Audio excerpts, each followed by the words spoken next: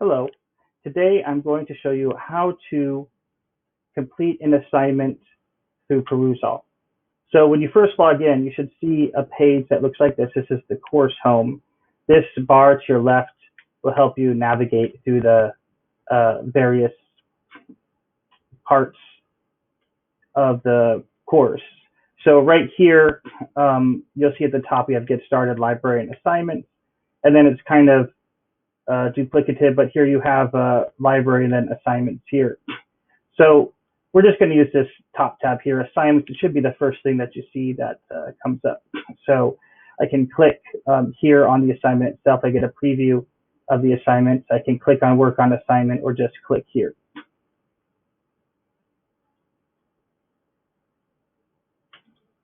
Okay, I had to click on work on assignment.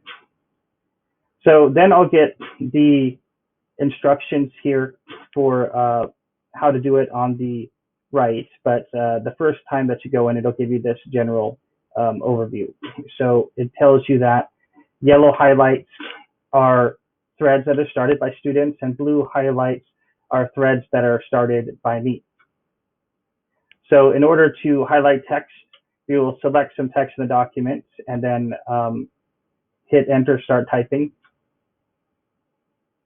And then it also gives you a little snippet here about plagiarism, right? It means you definitely want to quote a source. You can summarize something that you read somewhere else and then let us know where you found it. That is perfectly fine. Just make sure not to, copy and paste without what they call attribution. Then it'll give you a little tour as long as you keep clicking next, or you can just click end tour. Avatars, options for the text, options for figures,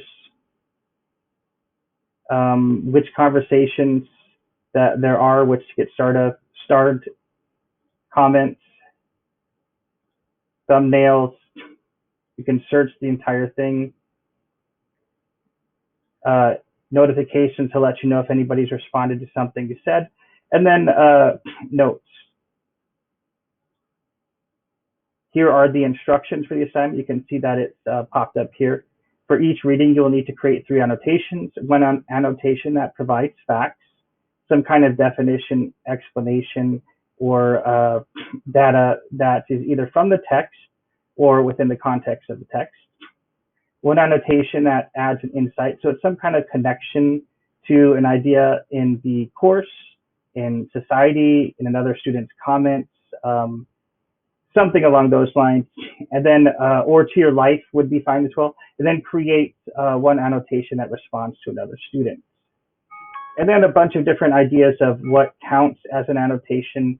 I'm going to give you a few different examples here as we go through it. All right, so I'm going to go ahead and close the instructions here. And as I'm reading this,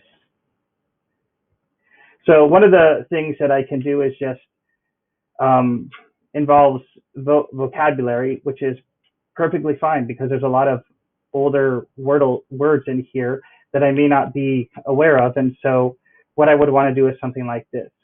So it says, well, children, there's so much racket, there must be something out of kilter. And I'll say, well, I don't know what kilter means. So I might put something like, I do not know what kilter means. My guess is that it has something to do with there being something wrong, so I'll put that. And then I would probably look it up in a dictionary. So I'm going to, in a different tab over here, I'm going to look at this word up. And probably, we're used to just typing stuff into Google. And I'll see that if I do that, I see out of kilter, and then I see out of harmony or balance.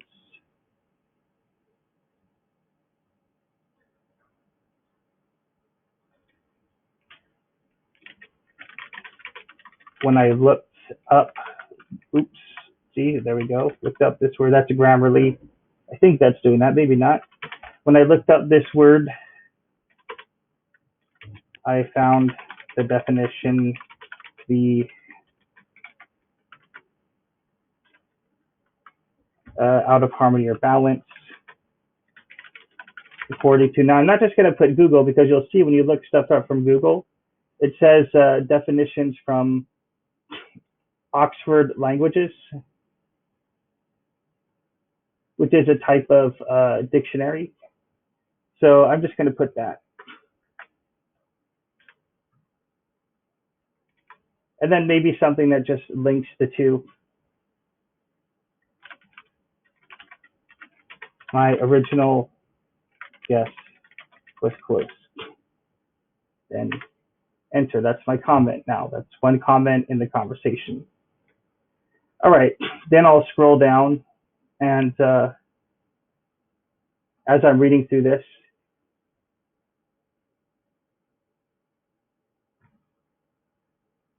then maybe I see this. If my cup won't hold but a pint, and yours holds a quart, wouldn't you be mean not to let me have my little half measure full? So let's see. Okay, I'm not quite sure what that means. So let's see, I need to select a different part of that. And then I might just make a connection here, or ask a question even would count.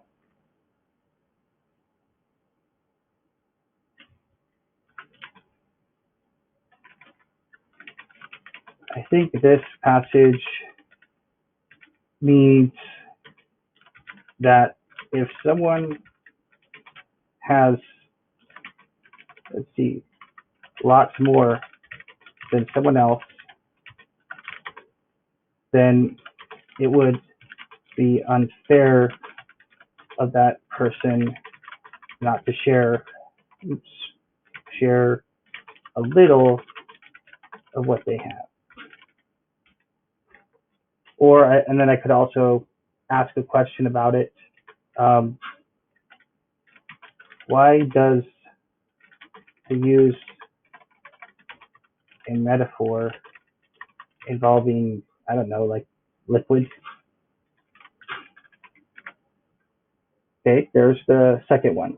And you can see that because I put a question mark in there, it automatically tags this conversation as a question.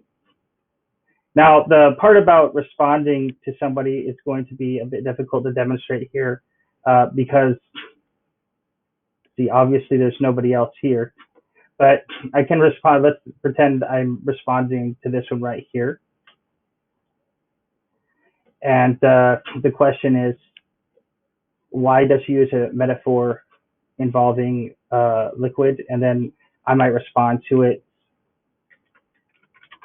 Maybe the reason she uses this type of metaphor is because it is relatable to everyone.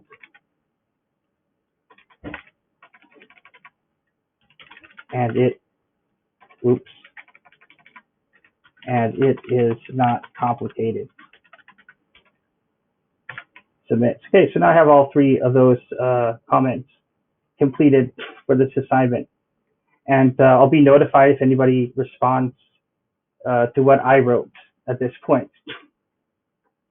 All right, now when I go down here, I can see my assignment here, and then I can also see what my potential scores are. And you'll see that these are graded according to the rubric, and so they should be available relatively quickly to you for that reason, since it's well established, and you should get feedback pretty quickly. So you'll see your grade and my scores. Usually it'll be multiplied because the scores within Perusall are 0 to 3, and generally I'll be multiplying it by 3 or 5 times for the points to kind of make sense within the scheme of our course. All right, I hope this helps.